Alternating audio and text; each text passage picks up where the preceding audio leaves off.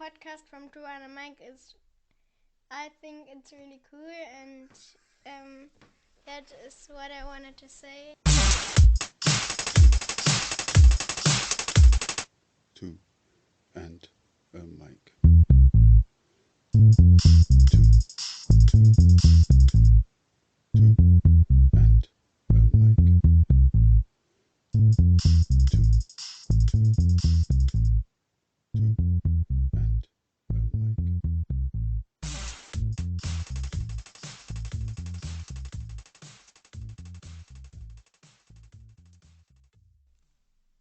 This is my first podcast with my brother Greg. We are still hoping that our third sibling, or the chosen one, as you would believe him to be should you witness the extraordinary attentions visited upon him by our mother, will at some point join us in discussion. Hope dies last, or so they say. Today we have decided to start with a book review of Robert Fabbri's wonderful Vespasian series. We will not only apply ourselves to books, but rather to all things that shaped us growing up, individually and collectively. With my brothers, we will record our diverse recollections of the past, what events remain stamped on our memories, and what manner of silliness we would sincerely hope our offspring will somehow avoid repeating. Hope dies last, or so they say. What is to be expected from these exchanges is a squirt of sobriety and a generous helping of laughter at one another as much as with. It has always been our way. Greg, man, it's great to have you on. Just in case people don't know, you're my older brother. Congratulations. Thank you. It's the weirdest thing to be congratulated with, but great. Yeah, but it's also, I think, the first time that somebody has congratulated you for being my older brother. And coming from me, it must be significant. Yeah. If I heard it from someone else, it'd be even stranger, I suppose. Not unless they didn't know me. If they knew me, they would have congratulated you for your patience and your suffering longevity. Anyway, how's it going in the world of Blighty?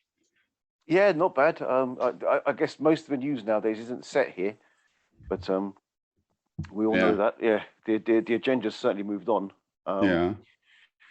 But yeah, everything's well, thank you. And you? Yeah. Well, I can't compare. And we're a bit closer to the hot zone, I guess. I presume by which you're referring to Ukraine, but yes. Yeah, indeed. We'll just see how things play out, really. But yeah, I mean, we actually have got together to talk about something that it's like a passion that you and I have shared, even though our youngest sibling hasn't necessarily taken on the mantle. No. Did you bring his replacement with you? Do you know what? I was about to, but then because we struggled with our that connection here, I decided not to run off and get it. Next time, though, I promise. Okay. Next time it will be here. And I'm sure he'll be delighted for the, not quite necessarily the best substitute, but something. the sweep doll. Well, there you go. But yeah, so we both have a passion for books. Do you remember the first kind of books that you chucked down at me?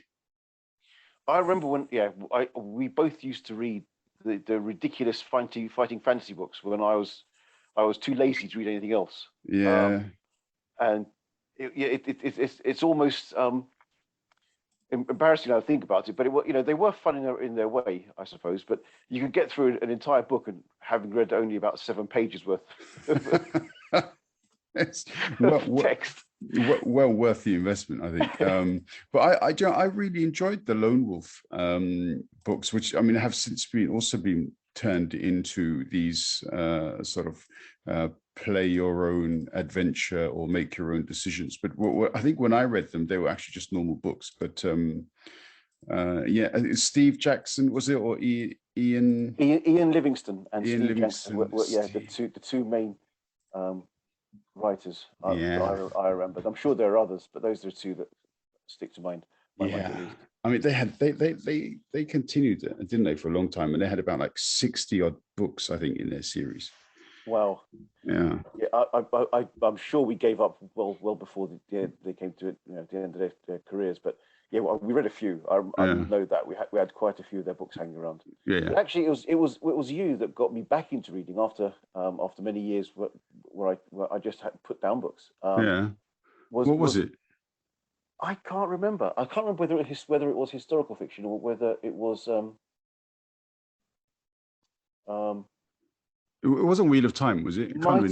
It might. Could it have been Wheel of Time? Were we reading that back when? Well, this was in the 90s. Yeah, I mean, I picked up I picked it up in 98. Wheel of Time. Oh no, it was something else then, because no, it was before then. It was before then. I was probably about 19 or 20 when you thrust a book in my hand and said, "Here, read this. Is really good," and I did, and I got the bug back, which had evaded me for a number of years. I was just off enjoying myself doing other things. Hadn't even thought about reading.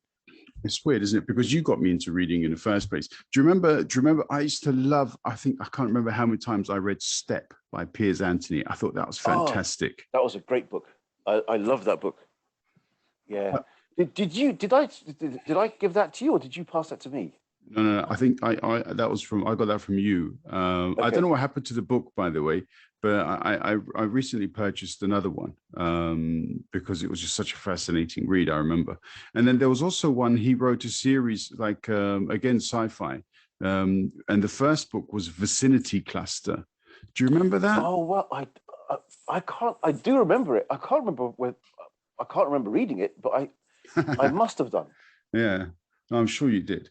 And I have a feeling you also had the second book in the series, but I can't remember it. But I mean, these are just books that just brilliant, really good books.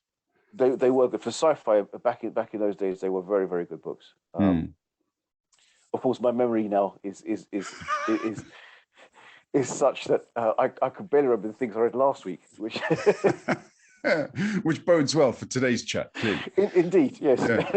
Yeah. We better get on with it quick. Yeah, absolutely. I've got any recollection at all. Yeah, true. That's fair enough. So, all right, because this is your choice, yeah, because my choice is going to be completely different. But so, I mean, this is your choice. Do you want to introduce it? Yes. Well, thank you. I chose Robert Fabbri's Vespasian series. So obviously we decided to start with the first one, which is called Tribune of Rome. And I read this book a number of years ago, just shortly after it was written, I think.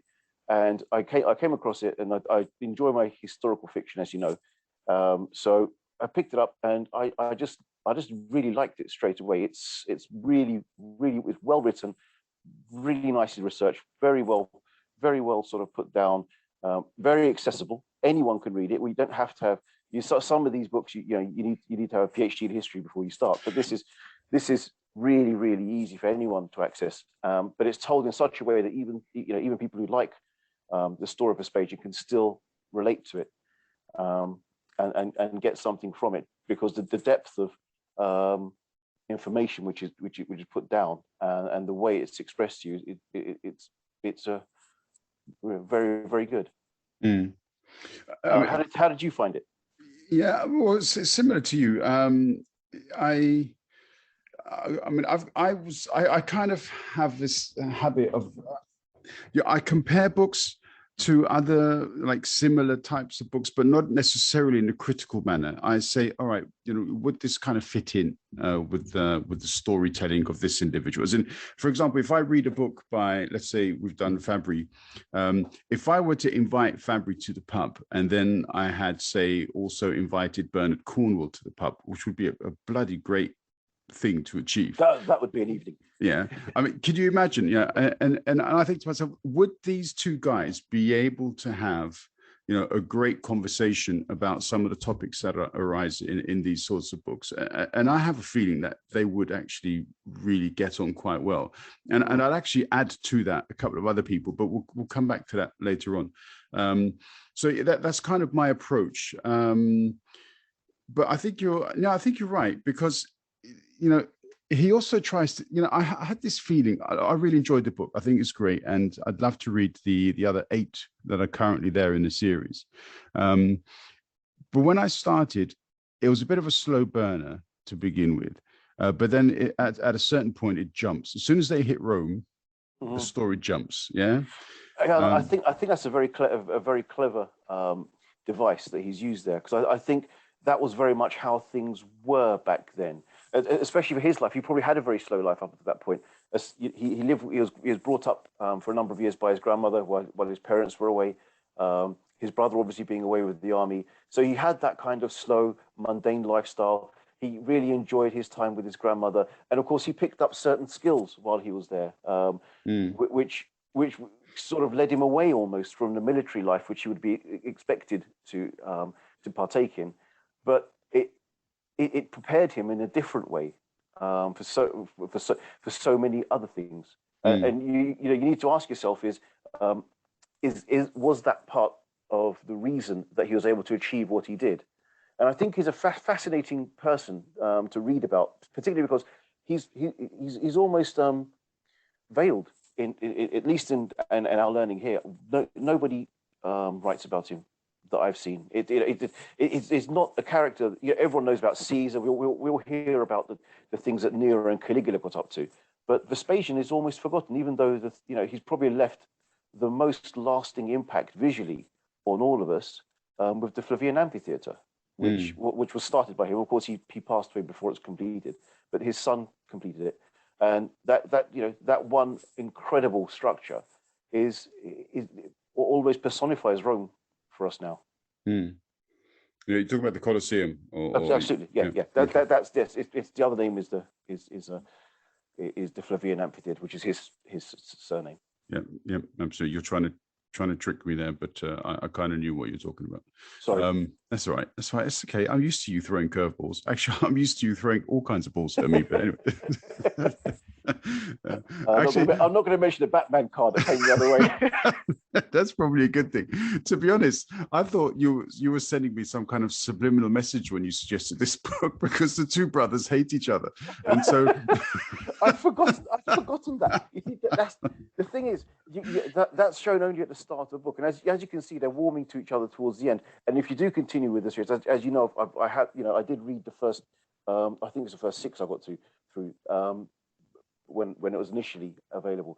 I've got to read the last 3 now, but their relationship changes greatly over the years. But I think that's there on purpose to show. I'm sure he can't have known. I don't know that anyone out there said, yeah, by the way, the brothers hated each other. But maybe that's again a device used by the author to make their relationship more interesting.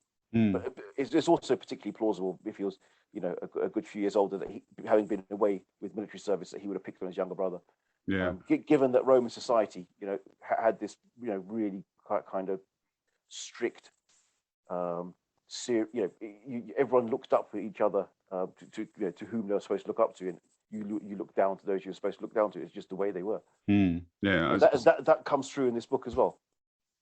Yeah, in many ways. I mean, also to sort of finish off the earlier point about it being a slightly slow burn, I think there was also a bit of scene setting by Fabbri, as in it wasn't enough, it seems, to simply tell a story. He also wanted people to understand, exactly as you explained there, the kind of life that people live, and also the names, as in he didn't just simply talk about the courtyard garden, he called it peristilium. Yes. And so I felt at some point I was almost being kind of educated in the architecture of Roman homes and sort of domesticity, if you know what I mean. Absolutely, I agree with you. But it's done in such a clever, it's done in a subliminal almost manner, so you don't realize that it's being fed to you slowly. He's describing a garden, and then he's calling it whatever word he wants to use for that part of a garden. He doesn't. It's not thrown at you in your face. It's quite subtle, and I do like that. I mean, to confirm your point there as well, just to read a couple of lines. He nodded to the boy and headed into the main house by the side door, straight into the peristilium, the courtyard garden, surrounded by a covered colonnaded walkway, off which his room lay. Any hopes that he had of avoiding his mother were dashed as she appeared out of the tablinum, the reception room leading to the atrium. I mean, these kinds of terms, essentially, you do have to get to know a little bit and become acquainted to before you really have a feeling of the layout, of these sort of noble homes. And these guys aren't by any stretch of the imagination particularly wealthy, are they? This just considered average nobility. Yes. No, I mean, you need to get to a certain amount of wealth before you could be invited to be a senator. I think it was 1 million sesterces was the wealth required in order to become a senator at this time. So I think, I'm not going to tell you later what happens, but his uncle obviously has that, because his uncle is a senator when they arrive in Rome. So he's the obvious sort of patron for them to enable them to get to know other important figures in Rome who could forward their careers, both military and non-military. Which is of course what happens with Lady Antonia. I mean, the whole thing about Canis, I don't know how much of that, whether any of that rings true in terms of whether or I do believe he did have a mistress. I think I read that somewhere else. But that did exist. The relationship with Canis did exist, right? And it went on for a long time, apparently, until she was called Canis. Okay, I wasn't aware that that was actually completely, completely the case. Yeah. Okay, that's good. As I was going to say, as in, quite a lot of these main characters actually did exist. Yes. But I'm not sure about the uncle. I mean, did the uncle exist, or was the uncle simply used as a facilitator in the story? I think the uncle existed, but I think whether he was as colourful a character as appears in the book, I don't know. I mean, obviously, again, thinking back in books to come, firstly they get a lot more. How can I put this? Detailed in the nature of what sort of activities his uncle and others get up to. So the first book, this book has been relatively general and also quite gentle in its treatment of let's say depravity of the age. But that changes quite quickly, because in the next book, I think it is, we would meet Tiberius, and he's on another level to anything we've met so far. Okay, he is quite mad. Okay, yeah, that's interesting. I mean, there's obviously Caligula plays a role, but I have a feeling that Fabbri's not going to touch on some of the things that Caligula became later famous for, because he doesn't. But at this moment in time, Caligula is a playful and relatively carefree, slightly lustful young man who's living in a household with a very powerful lady. He knows that his father was killed and he came to an end before his time. They suspect through Antonia, who may have had a hand in that. And he starts to build up his character, and then, again in books to come, you see how Caligula, or just his character changes, and how he begins he becomes fearful of his uncle.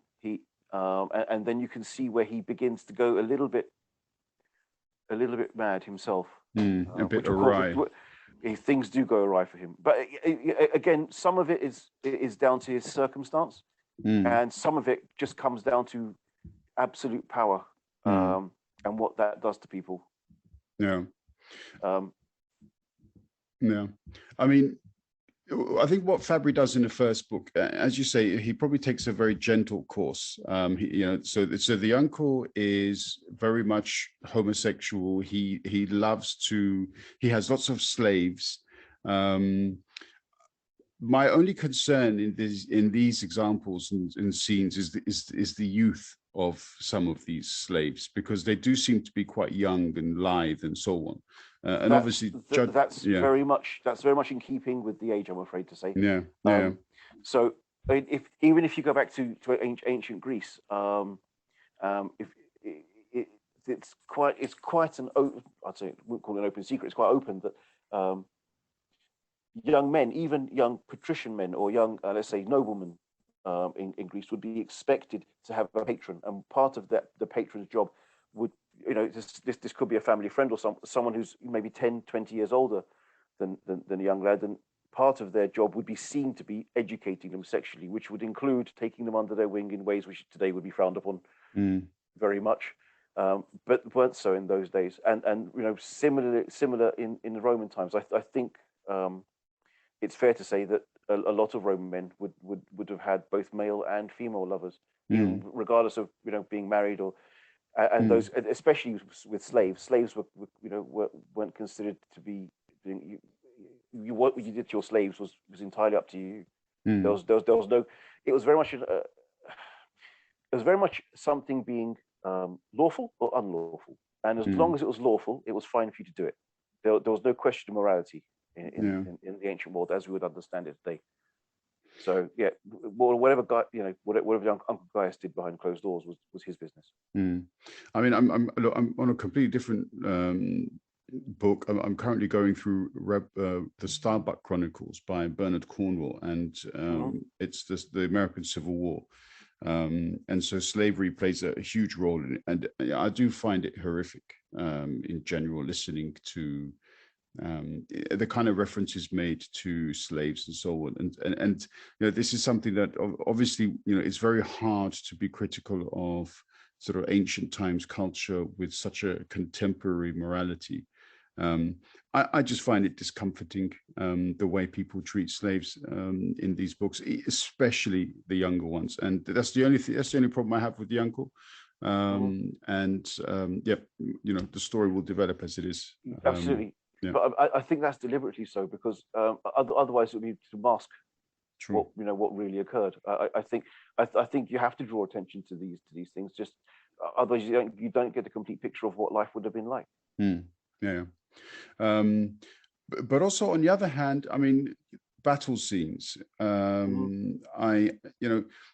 You and I think we've been spoilt a bit when it comes to battle scenes written well.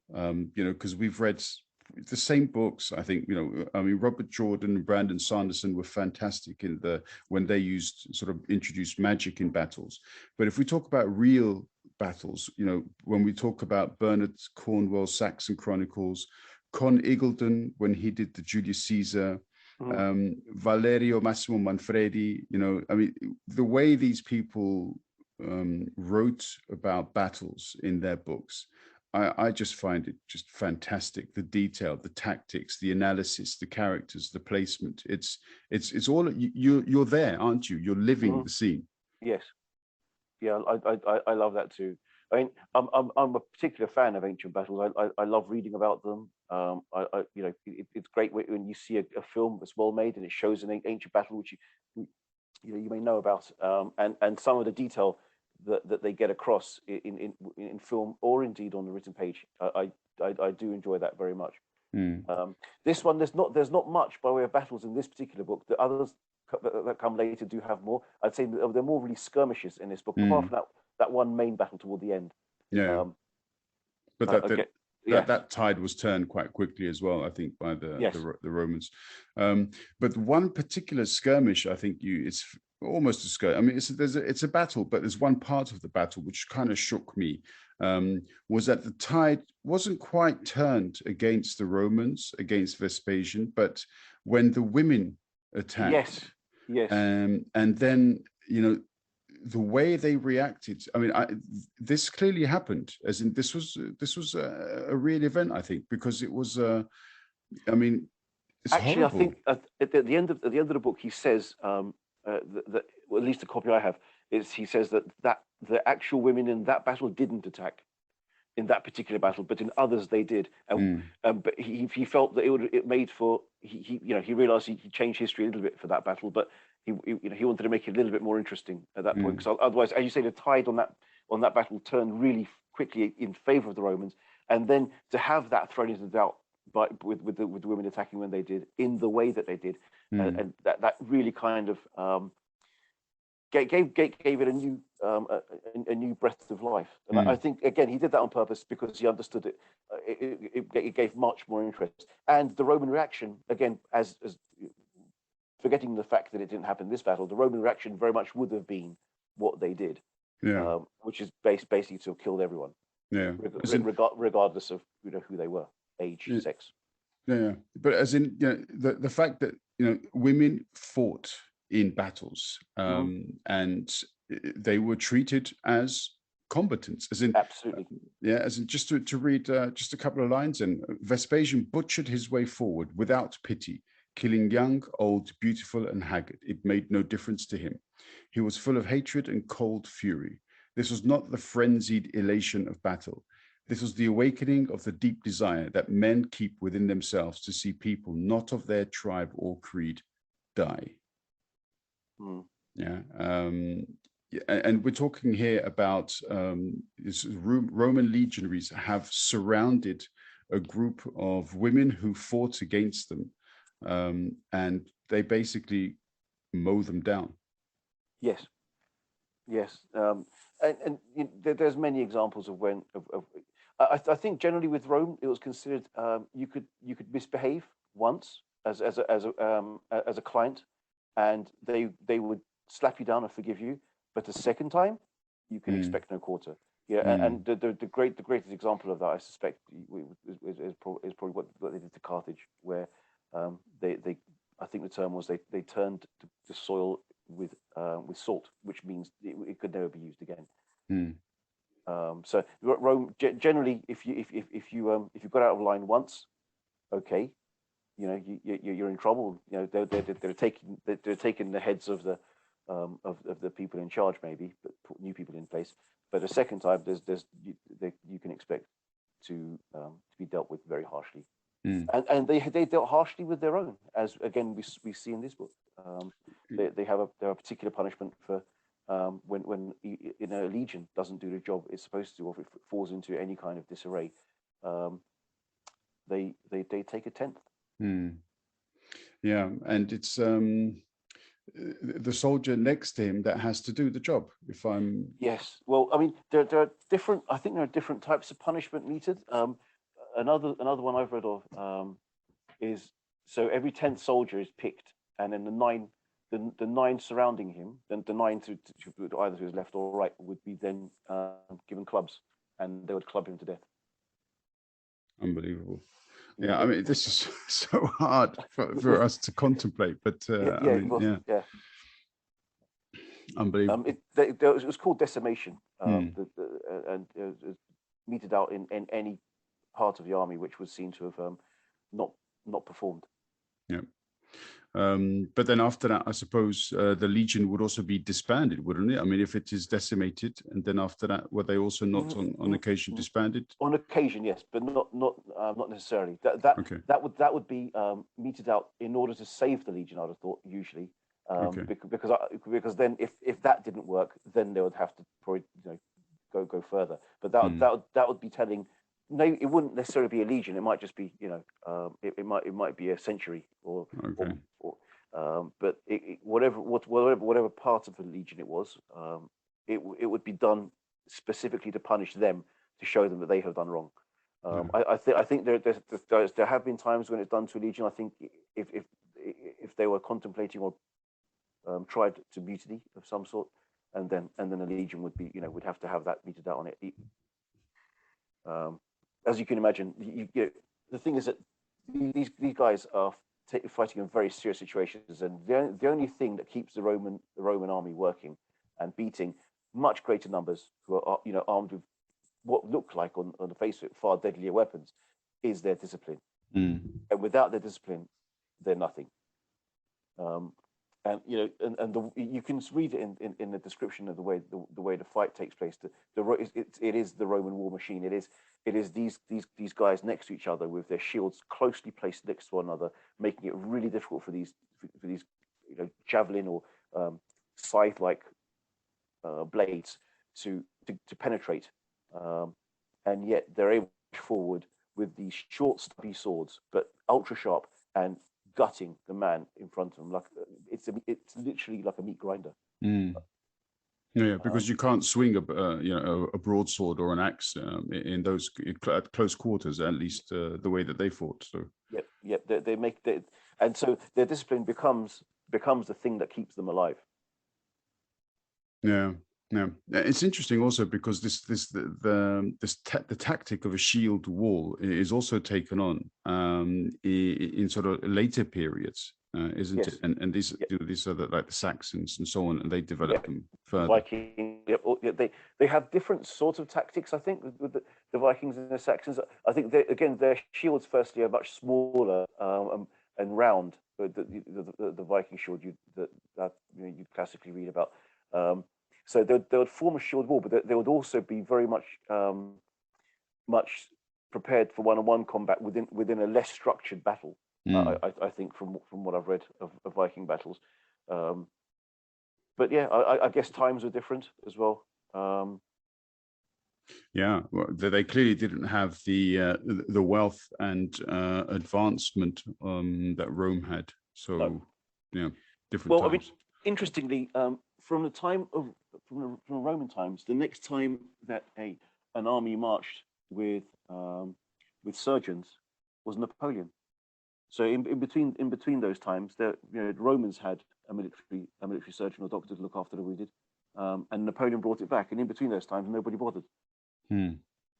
Interesting. Yeah, very curious. Okay.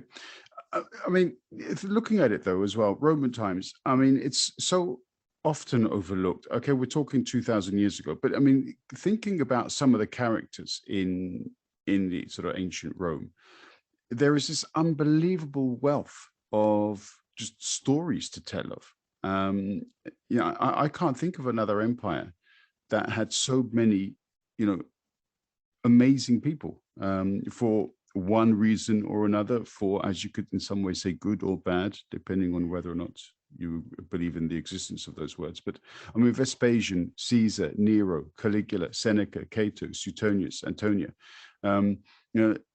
God knows how many more. These are fantastic characters and all worthy of books in their own right. They really are. Well, I mean, the great introduction to this family, I'd say family, obviously Vespasian is not part of the same family, but at least going down as far as Nero, is Suetonius's 12 Caesars, which was remade into I Claudius in the UK in the 1970s. And I would love to see that remade today. It was, I can barely remember it because I was very young then, but I remember it being on television in the late 70s. It was really, really interesting, and a great introduction into the Juno Claudia family. Yeah, I mean, the thing is that also, the more you kind of read about ancient civilizations, the more you realize that in many ways they were so much more open-minded and so much more modern than we are in many ways. They just, you could, as you said before, I mean, if it wasn't illegal, then fair play.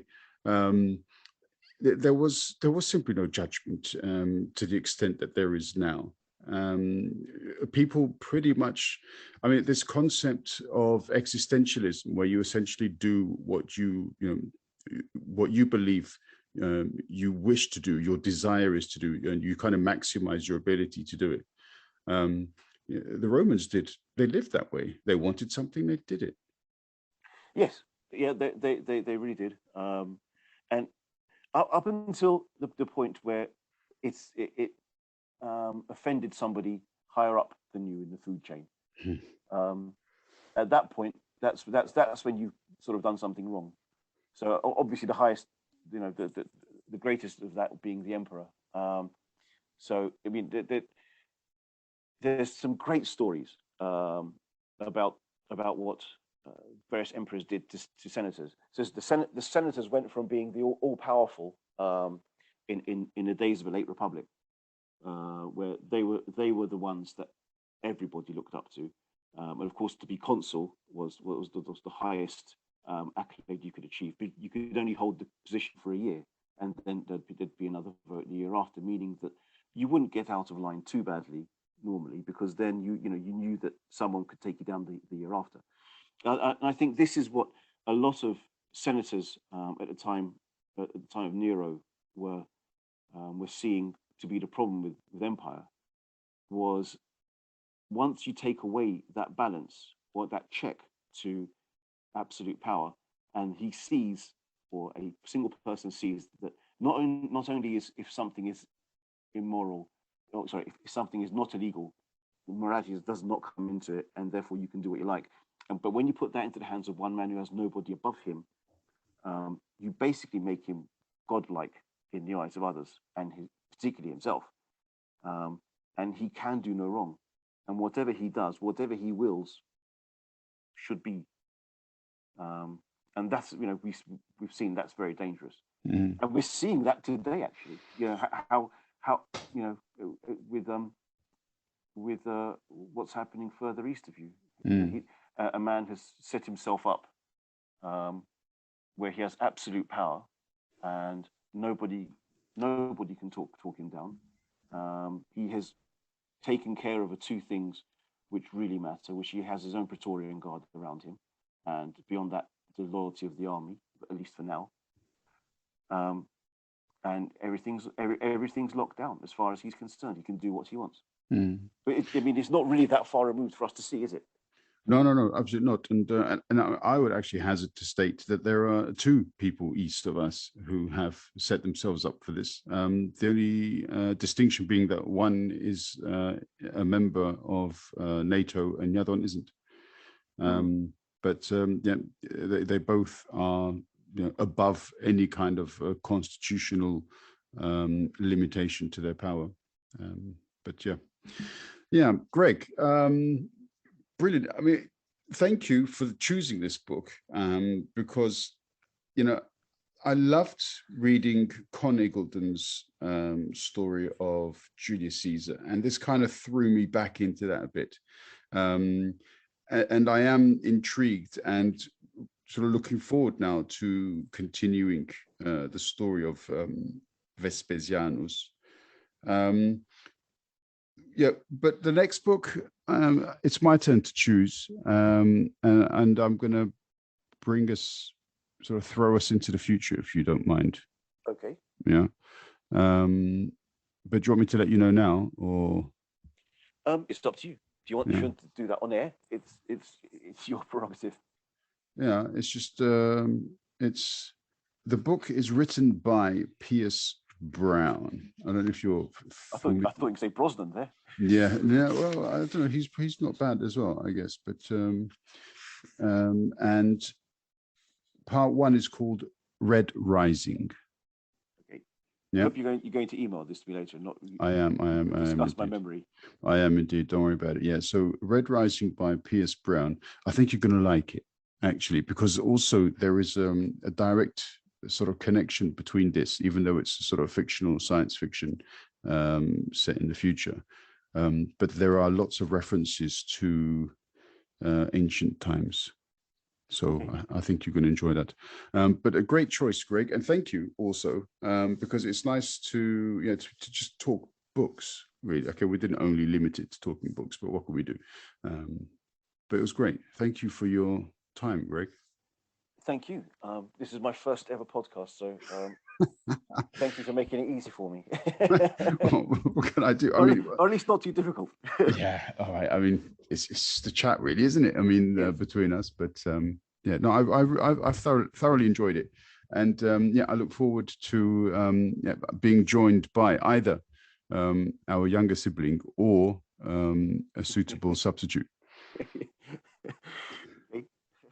Okay, that's great. Either way, hopefully it will be our brother. Otherwise, bring the squeaky dog. Two. Take care, Greg. Take care. Bye-bye.